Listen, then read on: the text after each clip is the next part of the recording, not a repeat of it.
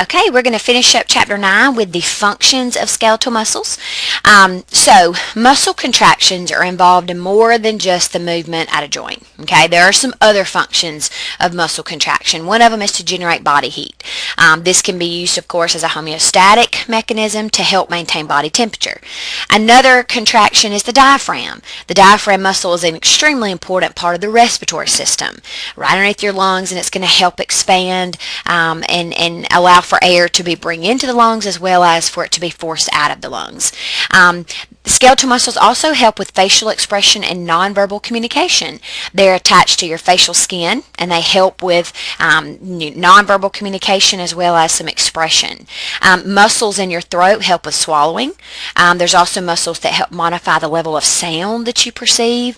And then of course your sphincters help give you conscious control over body openings when they open and close, such as urination and defecation. So all of these things are other functions of muscles in addition to just movement. Okay. All right, so let's look at the functional groups of muscles. Generally, it takes cooperation of several muscles working together as a group to perform a specific action. Okay, and the following are kind of define the roles of the different muscles in this group. There are very few movements that we do that involve just one single muscle. So most movements involve a group of muscles working together. So you have in this group the agonist, or also called the prime movers. They're the muscles that provide most of the force during a specific action. Then you have the antagonist, which are usually on opposite sides of the bone or joint, and they have an opposing action of the agonist. It allows for some modulation. It also controls the agonistic movement to make sure that it doesn't go too far. You have synergists, which are going to supply supplemental force. They also minimize unwanted movement. They help stabilize the joint. All of these things help provide for a more efficient action.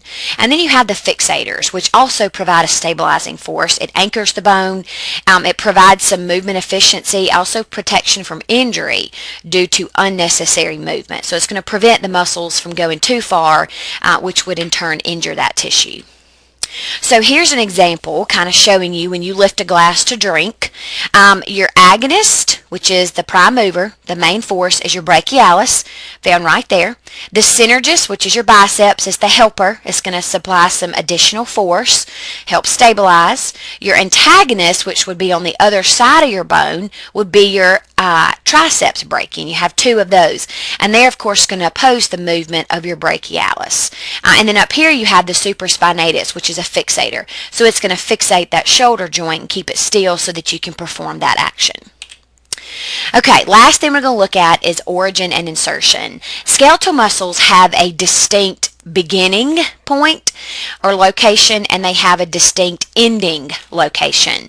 So the anchoring point or the beginning is the origin. It's typically really not involved directly with movement, but it is where the muscle originates from. And then you have the insertion, which is the moving into the muscle whose tendon attaches to the bone, and it's usually on the far side of the joint.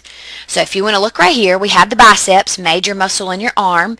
Right here on the coracoid process of the scapula is where the short head of your biceps is going to originate from.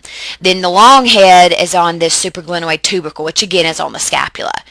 All right, so this would be the stationary point. All right, here's the origin. It's a more fixed attachment point of the muscle.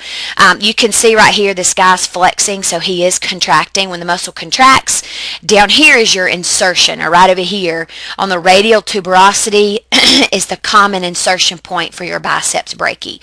And right here you can see this is a more mobile attachment point for the muscle. So origin is the beginning, the stationary point, and insertion is going to be the more mobile end of that muscle. Okay, so that concludes Chapter 9. We'll get into Chapter 6 and look at muscle contraction.